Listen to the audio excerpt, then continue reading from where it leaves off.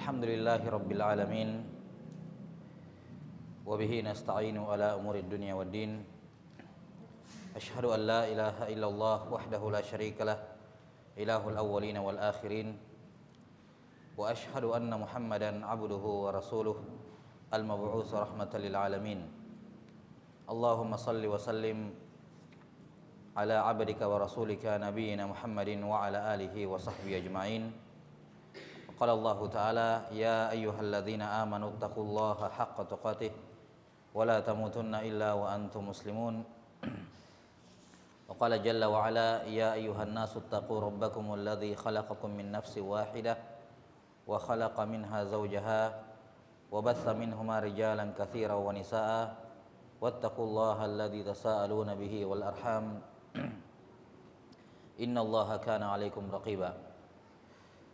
Allahumma la sahla illa ma ja'altahu sahla wa anta taj'alul hazna sahlan idza syi'ta. Allahumma faqihna fi dinik wa 'allimna ma yanfa'una warzuqna al-ikhlasa fil qawli wal 'amal waj'al ma naqumu bihi khalisan liwajhikal karim, amma ba'd. Alhamdulillah, ikhwani fi din, azzakumullah. Alhamdulillah, pada malam ini kita dipertemukan oleh Allah Subhanahu wa taala di atas suatu nikmat yang besar, di atas suatu nikmat yang Allah Subhanahu wa taala jadikan sebagai salah satu usul atau salah satu asal dari usulun ni'am, salah satu pokok-pokok nikmat yang Allah Subhanahu wa taala anugerahkan hanya kepada orang-orang yang beriman, yaitu nikmat berupa majalisul ilm. Alhamdulillah, sebagaimana yang sudah disampaikan, insyaallah ta'ala pada 3 hari ini dalam 6 sesi ya, kita akan menjelaskan salah satu risalah ringkas yang berisi akidah ahli sunnah wal jamaah yang ditulis oleh Imam Abdullah bin Abi Zaid al-Qayrawani rahimahullahu ta'ala. Iya, sebelum kita masuk menjelaskan matan dari kitab ini, di sini ada 2 hal yang butuh kita sebutkan sebagai pengantar terkait dengan buku ini.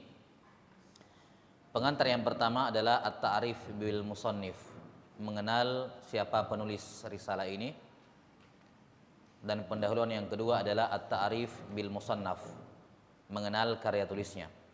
Jadi at-ta'rif bil musannif dan at-ta'rif bil musannaf, mengenal siapa penulis dan mengenal apa karya tulisnya. Dan ini hal yang penting, bahwa salah satu fenomena yang kurang bagus di tengah-tengah penuntut ilmu, terkadang dia mempelajari suatu kitab, dia mengambil ilmu dan manfaat darinya, tapi dia tidak tahu apa-apa tentang penulisnya ya, kecuali sekedar namanya yang masyhur. Kadang berlalu 1 bulan, apa judul kitabnya, apa penulisnya juga sudah lupa ya. Dan itu bukan di antara bentuk syukur, mengapresiasi para ulama ya. Maka di antara cara mengapresiasi para ulama adalah setidaknya mengenal sedikit tentang mereka ya, dan mengetahui kitab ya yang ditulis, yang kita pelajari ya. Mudah-mudahan hal tersebut bisa memberikan manfaat dan membantu kita untuk senantiasa mendoakan para ulama. Ya, terkait dengan muqaddimah yang pertama, ta'rif bil musannif, mengenal karya penulisnya. Nama lengkap beliau adalah Abdullah ibnu Abdirrahman al-Qayrawani.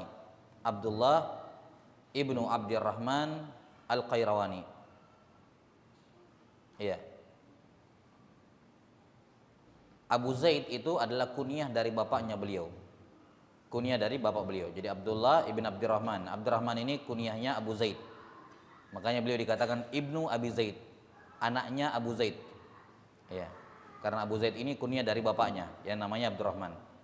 Jadi nama lengkap beliau Abdullah ibn Abdirrahman al-Qayrawani. Ya, kunyah beliau sendiri Abu Muhammad. Kunyah beliau sendiri Abu Muhammad. Beliau rahimahullahu ta'ala dilahirkan di kota Qairawan, salah satu kota di Tunisia sekarang. Di Tunisia ya, salah satu kota besar di Tunisia namanya Qairawan ya, makanya dikatakan Al-Qayrawani. lahir pada tahun 310 Hijriah. 310 Hijriah atau bertepatan dengan tahun 922 Masehi. Bertepatan dengan 922 Masehi. Iya. 6. Beliau lahir tahun 310 Hijriah. Dan beliau rahimahullahu taala adalah salah seorang pembesar dalam mazhab Imam Malik, ya. Salah seorang pembesar dalam mazhab Imam Malik rahimahullahu taala. Sampai saking diakuinya beliau sebagai seorang ulama besar dalam mazhab Malikiyah, beliau diberikan laqab, diberikan gelar Malik As-Shaghir, ya, Malik kecil, menunjukkan bagaimana penguasaan beliau terhadap mazhab Imam Malik rahimahullahu taala. Ya, beliau punya kitab, beberapa kitab, yang paling masyhur adalah kitab Ar-Risalah. Ini yang kita akan bahas nanti, ya, kita akan terangkan nanti dalam Ta'rif bil Musannaf biidznillah taala. Ya, ini kitab yang paling masyhur dari beliau, kitab Ar-Risalah. Kemudian beliau rahimahullah wafat pada tahun 386 Hijriah. Beliau rahimahullah wafat pada tahun 386 Hijriah. Iya. Pada usia 76 tahun. Pada usia 76 tahun. Nah, saya kira ini sedikit terkait dengan penulis rahimahullahu taala. Kemudian pujian para ulama kepada beliau, ya, untuk menunjukkan kepada kita bahwa akidah yang beliau tulis ini di atas akidah ahli sunnah wal jamaah. Ya, Imam Az-Zahabi rahimahullah dalam Syiar A'lamin Nubala menyebutkan biografi beliau, menyebutkan biografi Ibnu Abi Zaid Al-Qayrawani ini. Kata Imam Az-Zahabi rahimahullah, wa kana rahimahullah ala tariqatis salafi fil usul, la yadril kalam wa la yata'awwal, fa nas'alullah at-taufiq. Kata Az-Zahabi rahimahullahu taala, beliau ini Ibnu Abi Zaid, beliau di atas tariqah as-salaf dalam usul. Yang dimaksud dengan usul di sini usul akidah, ya, usul iman, ya, ini dalam masalah al-iman.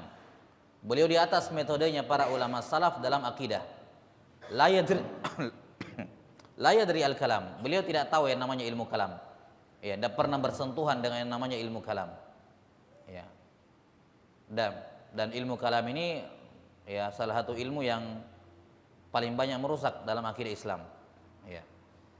Kata beliau, Ibnu Abi Zaid ini tidak mengetahui kalam, maksudnya tidak tersentuh, tidak pernah belajar dan tidak pernah tahu tentang ilmu kalam.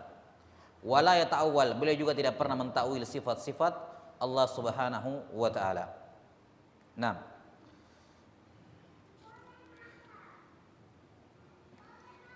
ini menunjukkan bagaimana beliau rahimahullahu taala di atas akidah ahli sunnah. Ya, saya kira ini saja sekelumit terkait dengan biografi beliau rahimahullahu taala. Adapun pendahuluan yang kedua adalah at-ta'rif bil musannaf, mengenal karya tulis. Kitab ini yang kita bahas adalah Kitabur Risalah sebenarnya. Kitab Ar-Risalah ini asalnya buku fikih, kitab fikih dalam mazhab Imam Malik. Cuman para fuqaha itu, sebagian besar di antara mereka ketika menulis buku-buku fikih, terkhusus buku-buku fikih yang dasar, ya, buku fikih yang dasar, biasanya di awal mereka sebutkan di awalnya muqaddimah berkenaan dengan rukun Islam dan rukun iman, tentang tauhid lah, tentang iman. Ya. Kemudian di akhirnya biasanya disebutkan masalah akhlak. Itu biasanya seperti itu. Jadi pembahasan fikih di tengah-tengah, awalnya itu pembahasan akidah, tauhid, iman, di akhirnya pembahasan akhlak, adab. Ya.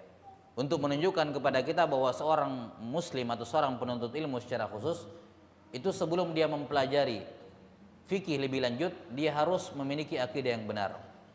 Dia harus memiliki iman yang benar, ya. Dia harus memiliki tauhid yang benar. Kemudian setelah itu dia mempelajari hukum-hukum fikih dari kitab Thaharah misalnya, dari bab tentang Thaharah sampai akhir di Kitabul Itq, masalah pembebasan budak. Setelah selesai mempelajari itu semua, maka dia harus punya Ya, harus diimbangi dengan akhlak dan perilaku yang baik. Ya, harus diimbangi dengan akhlak dan perilaku yang baik. Karena para ulama rahimahumullah taala sebutkan bahwa mempelajari ilmu selain Quran dan tafsir, selain Quran dan hadis gitu ya. Itu terkadang membuat hati menjadi keras. Ya, misalnya orang belajar bahasa Arab terus, nahwu terus misalnya. Atau belajar usul fikih terus, mustalah terus. Ya. Itu lama kelamaan hatinya bisa menjadi keras. Hatinya bisa menjadi keras. Karena itulah terkadang kita dapat orang yang berilmu, ya banyak ilmunya tapi hatinya sulit untuk tersentuh Al-Quran. Ya. Karena bagaimanapun juga ilmu-ilmu ini bukan ilmu syar'i dalam artian bukan ilmu maqasid, dia ilmu wasail, sarana saja. Ilmu intinya kan ilmu syariat Islam itu ada 4 sebenarnya. Quran, fikih, hadis, tafsir dan akidah. Ini intinya ilmu yang kita pelajari. Adapun ilmu-ilmu selain dari 4 ini semua ilmu wasilah namanya, wasail, sekedar penunjang untuk menuju ke 4 ilmu inti ini. Usul fikih, bahasa Arab dengan semua jenisnya, mustalahul hadis, ilmu tajwid, semua itu ilmu-ilmu perantara. Nah, kalau orang terlalu banyak menghabiskan waktu di situ, apalagi menghabiskan semuanya di situ tanpa menyentuh hal-hal yang berkenaan dengan tazkiyatun nufus, hal-hal yang mengingatkan dia kepada akhirat, terhadap akhlak yang mulia, itu bisa membuat hatinya menjadi keras. Dan ini diingatkan oleh para ulama.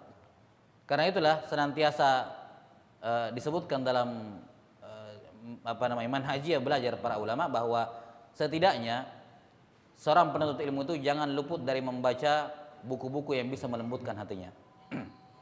Tidak hanya fokus mempelajari ilmu-ilmu alat, tapi juga dia mempelajari membaca hadis-hadis tentang raqaiq misalnya, tentang zuhud, ya, bagaimana kedudukan dunia, bagaimana negeri akhirat, ya, bagaimana memiliki keikhlasan, bagaimana hal-hal yang terkait dengan amalan hati. Fungsinya adalah untuk mengimbangi ilmu-ilmu yang sifatnya wasail tadi, ya, untuk melembutkan hatinya.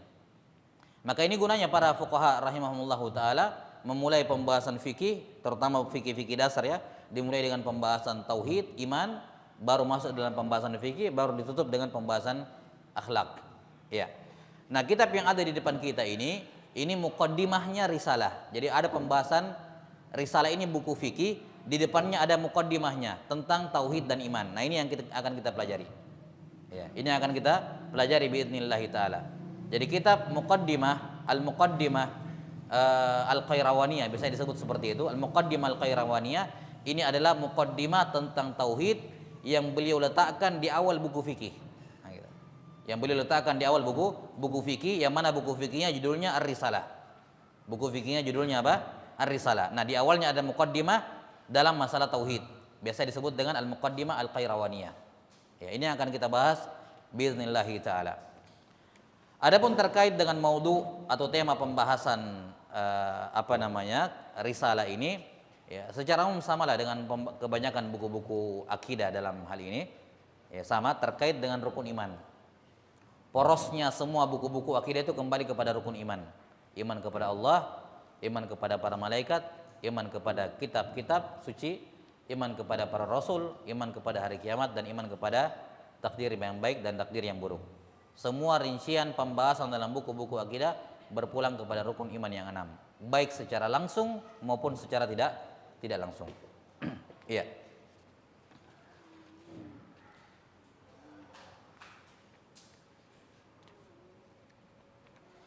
Ya, saya kira itu saja pengantar terkait dengan kitab ini atau risalah ini.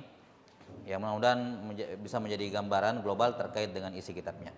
Wallahu taala alam bissawab. Ya, untuk menghemat waktu kita langsung masuk membacakan muqaddimah dari Ar-Risalah ini. Ya. Qala rahimahullahu taala, qala al-Imam Abu Muhammad Abdullah bin Abi Zaid Al-Qayrawani rahimahullah memulai memberikan muqaddimah kepada kitab Ar-Risalah ini. Kata beliau, alhamdulillahilladzi btada al-insana bi ni'matihi wa sawwarahu fil arhami bi hikmatihi wa abrazahu ila rifqihi wa ma yassarahu lahu min rizqihi wa 'allamahu ma lam yakun ya'lam wa kana fadlullahi alaihi 'azima. Kata beliau, segala pujian bagi Allah Subhanahu wa taala yang telah memulai penciptaan manusia dengan nikmatnya. Kemudian membentuk penciptaan mereka di dalam rahim-rahim ibu mereka sesuai dengan hikmahnya. Kemudian Allah Ta'ala mengeluarkan mereka dari perut ibu mereka menuju kepada rifqihi, kepada perawatan perlindungannya Allah Subhanahu wa Ta'ala, dengan semua rezeki yang Allah Subhanahu wa Ta'ala berikan kemudahan atau mudahkan bagi mereka. Kemudian Allah Ta'ala mengajari mereka apa-apa yang belum mereka ketahui sebelumnya, dan keutamaan Allah sangat besar bagi manusia. Iya. Di sini beliau rahimahullahu taala memuji Allah Ta'ala dengan pujian yang sangat tinggi. Ya. Segala pujian hamdun, segala pujian bagi Allah Subhanahu wa taala. Kenapa Allah Subhanahu wa taala itu layak bahkan wajib untuk dipuji? Beliau sebutkan beberapa alasan. Yang pertama, karena dia yang menciptakan manusia dengan nikmatnya. Dia yang mengadakan manusia dari sesuatu yang tidak ada menjadi ada. Ini alasan yang pertama, kita memuji Allah. Alasan yang kedua, Allah Ta'ala membentuk penciptaan kita dalam rahim ibu kita sesuai dengan hikmahnya. Sesuai dengan hikmahnya. Alasan yang ketiga, setelah tiba waktunya dia lahir, Allah keluarkan dia dari perut ibunya, dari lubang yang sangat kecil itu bisa keluar dengan mudahnya. Ya, bisa keluar dari situ. Makanya Allah Subhanahu wa taala yang mengeluarkan, dokter dan seterusnya hanya sebagai sebab saja. Yang mengeluarkan dari rahim tersebut adalah Allah Subhanahu wa taala. Allahu akhrajakum min buyuti Allahu akhrajakum min butuni ummahatikum la ta'lamuna syai'a. Allah Ta'ala yang mengeluarkan kalian dari perut ibu-ibu kalian. Jadi Allah yang mengeluarkan. Ya. Jadi Allah Ta'ala keluarkan dia dari dalam perut. Ya. Menuju ke mana? Dikeluarkan dia ke dunia menuju kepada rifqihi, kepada perlindungannya, perawatannya Allah Subhanahu wa taala. Ya. Di sini kita bisa melihat bagaimana yang namanya iman kepada takdir, akan dipaparkan lebih lanjut nanti. Menunjukkan bahwa takdir itu akan sampai kepada seorang tanpa dia usahakan. Rezeki akan sampai kepada seorang tanpa dia usahakan, akan sampai rezeki tersebut. Bukti paling nyata, siapapun yang mengingkari bahwa tidak mungkin rezeki datang kalau kita tidak cari, kalau kita tidak usaha. Bukti paling nyata menunjukkan salahnya ucapan tersebut adalah kondisi dia dalam perut. Iya. Emangnya bayi dalam perut ngapain? Ya kan? Ya, dia bikin apa? Kok ada rezeki sampai kepadanya? Ini bukti yang paling jelas. Ya, bagi siapa saja yang tidak setuju bahwa rezeki itu tanpa perlu dicari dia akan datang. Nanti kita akan terangkan dalam bab takdir biidznillah taala. Maka ini Allah Taala ingatkan hal tersebut, bahwa kalian ketika dalam perut ibu kalian Allah menciptakan kalian dan Allah menyiapkan semua kebutuhan kalian tanpa kalian ngapa-ngapain di dalam. Ya. Kemudian dikeluarkan dari rahim ibu kalian, keluar ke dunia menuju ke mana? Menuju kepada perawatan Allah Taala, perlindungan Allah Subhanahu wa taala. Ya. Diberikan fasilitas berupa rezeki oleh Allah Subhanahu wa taala, di mana rezeki ini awal dan akhirnya bersamaan dengan umur. Jadi umur dan rezeki dimulai bersamaan dan berakhir bersamaan pula. Karena itulah siapa saja yang masih ada umurnya pasti masih ada rezekinya. Inna ruhul qudus auha fi ra'i annahu lan tamuta nafsun hatta yastakmila rizquha, kata Nabi sallallahu alaihi wasallam. Sesungguhnya Jibril mewahyukan dalam fikiranku, mewahyukan kepadaku bahwa tidak ada satupun jiwa yang akan mati sampai sempurna rezekinya. Ya. Maka umur dan umur dan rezeki ditakdirkan bersamaan. Ketika dia si janin ini berusia 120 hari dalam perut ibunya. Di situ ditetapkan umurnya berapa, ditetapkan rezekinya berapa. Jadi dia ditetapkan bersamaan, dimulai bersamaan, dan juga akan habis bersamaan. Enggak ada orang yang sudah mati tapi rezekinya masih belum didapat semua, enggak ada. Enggak ada juga orang yang masih hidup tapi rezekinya sudah habis, enggak ada. Rezeki dan umur itu berakhir bersamaan. Kemudian tidak hanya memberikan rezeki, tidak hanya melindungi, Allah Ta'ala juga mengajarkan kepada manusia apa saja yang dia tidak ketahui. Wa 'allamahu ma lam yakun ya'lam. Dan inilah ilmu atau nikmat yang paling besar. Ya. Allah Ta'ala memberikan kepada setiap manusia itu apa kalau dalam pendidikan namanya potensi pedagogik. Dia bisa belajar dan dia bisa mengajar. Semua manusia ya, diberikan kemampuan untuk mengetahui segala sesuatu, mengenal hal-hal yang baru. Siapa yang memberikan kemampuan kepada kita itu? Ada hal-hal yang tidak kita tahu sebelumnya, kita jadi tahu. Ya, kita bisa mencoba mencari tahu sesuatu sampai kita tahu. Ya. Itu Allah Subhanahu wa taala yang memberikan semuanya. Wa kana fadlullahi alaihi azima, dan nikmat Allah sangat besar kepada manusia. Wa nabbahahu bi athari san'atihi wa a'dzara ilaihi ala alsinatil mursalin al khiyarah min khalqihi fahada man waffaqahu bi fadlihi wa adalla man khadhalahu bi adlihi wa yassara al mu'minina lil yusra wa syaraha sudurahum lidzikra fa amanu billahi bi alsinatihim nathiqin wa bi qulubihim mukhlisin wa bima atathum bihi rusuluhu wa kutubuhu amilin wa ta'allamu ma 'allamahum wa waqafu 'inda ma haddalahum wastaghnau bima ahalla lahum amma harrama 'alaihim. Setelah dia diberikan ilmu, mulai dia mumayyiz, sudah bisa berakal, kemudian dia mencapai usia baligh ya. 6. Sejak dia mulai bisa berakal, Allah Subhanahu wa taala nabbahahu, mengingatkan setiap manusia yang lahir ya. 6. Akan ketauhidan Allah, akan keesaan Allah, bahwa Allah adalah Rabb, Tuhan, Ilah, sembahan satu-satunya. Allah Ta'ala mengingatkan mereka setiap yang lahir melalui asar san'ati, melalui apa? Jejak-jejak penciptaannya ya. Ini seandainya kalau kita mau tarik benang merah dari semua yang ada ya, itu semua akan kembali kepada Allah Subhanahu wa taala. Semua yang ada di muka bumi ini itu berpulang kepada Allah Subhanahu wa taala. Semuanya merupakan tanda-tanda keesaan Allah Subhanahu wa taala dalam rububiyahnya, dalam uluhiyahnya, dan dalam asma wa sifatnya. Seperti yang diucapkan oleh seorang penyair, "Faya ajaban kaifa yu'sal ilahu am kaifa yajhaduhul jahidu wa fi kulli syai'in lahu ayah tadullu ala annahu wahidu." Dikatakan faya ajaban kaifa yu'sal ilahu, wahai betapa anehnya, betapa mengherankannya, bagaimana bisa sembahan itu dimaksiati, bagaimana bisa ada orang bermaksiat kepada sembahannya. Am kaifa yajhaduhul jahidu, dan bagaimana bisa ada orang yang mengingkari keberadaan Allah Subhanahu wa taala, mengingkari keberadaan Tuhannya, penciptanya. Wa fi kulli syai'in lahu ayah, padahal pada segala sesuatu terdapat tanda, tadullu ala annahu wahidu, yang semua tanda itu menunjukkan bahwa Dia Maha Esa. Ya. Maka diri kita ya, orang-orang terdekat kita, lingkungan kita, langit dan bumi seluruhnya, semua terdapat tanda-tanda penciptaan Allah Subhanahu wa taala. Karena itulah dalam Al-Qur'an salah satu perintah penting adalah untuk tafakkur. Salah satu perintah penting dalam Al-Qur'an adalah apa?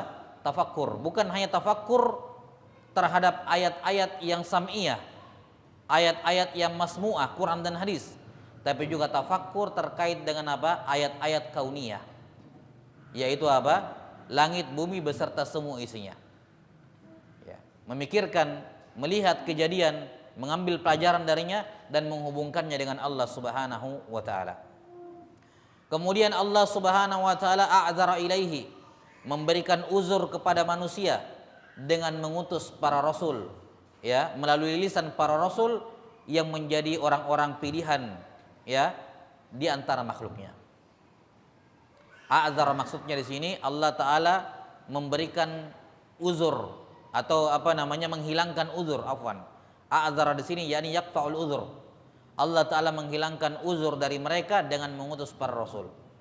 Maksudnya begini, Kalau misalnya manusia dicipta, setelah itu tidak diutus Rasul, tidak diutus kitab, terus tiba-tiba hari kiamat disiksa gara-gara tidak bertauhid, manusia punya alasan.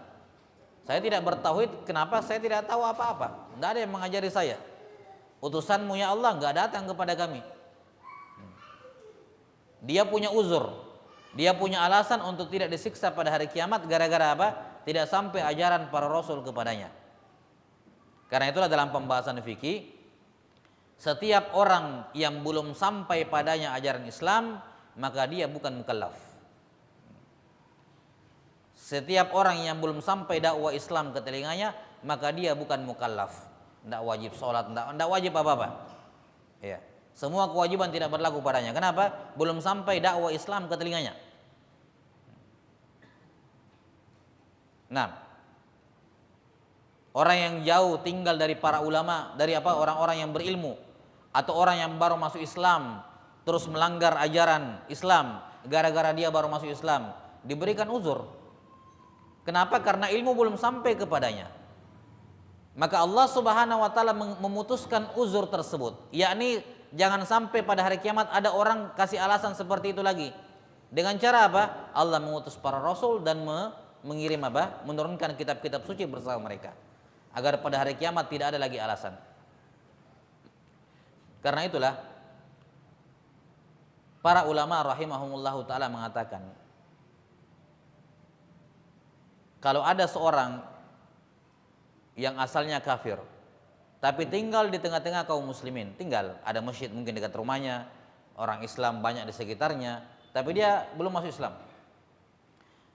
Kemudian setelah itu dia masuk Islam, lantas dia melanggar ajaran-ajaran Islam yang zahir, ajaran-ajaran Islam yang nampak, maka tidak ada uzur baginya walaupun dia baru masuk Islam. Kenapa? Karena sebelum masuk Islam dia sudah tahu ajaran Islam, di sekelilingnya ada. Ya, di sekelilingnya apa? Ada, dia tahu sholat itu orang sholat gitu. Nah, kalau ada orang baru masuk Islam tidak sholat dengan alasan saya tidak tahu, nggak diterima. Kamu tinggal di lingkungan mana dulu? Orang Islam di sekitar masa nggak tahu? Ya. Nah, maka di sini Allah Subhanahu wa taala memutuskan uzur tersebut. Ya. Apalagi misalnya ada orang yang sudah lama masuk Islam. Ya. Jelas ya?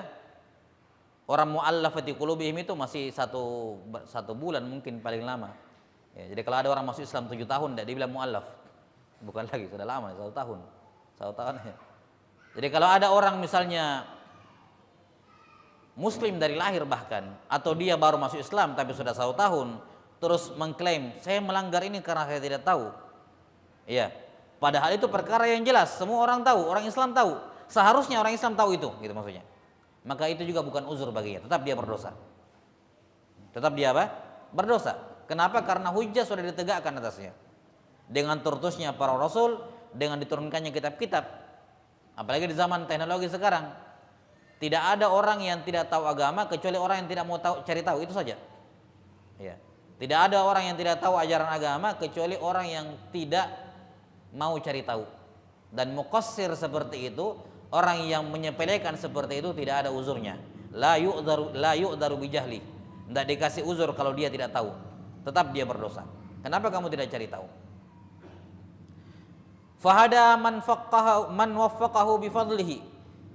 Ya, maka dengan tertusnya para rasul ini, Allah Subhanahu wa taala memberikan taufik kepada hamba-hamba yang dia berikan keutamaan untuk mengikuti para rasul, diberikan taufik untuk mengikuti para rasul. Kenapa? Karena murni fadlu minallah. Dan sebaliknya Allah membuat sebagian orang tersesat tidak mengikuti para rasul. Kenapa? Biadlihi, karena Allah Maha Adil. Maka ini kaidah mendasar dalam menilai, atau bukan menilai ya, dalam seorang sudah masuk ya? Ya, afwan. Ya, azan dulu. Nanti kita lanjutkan kita.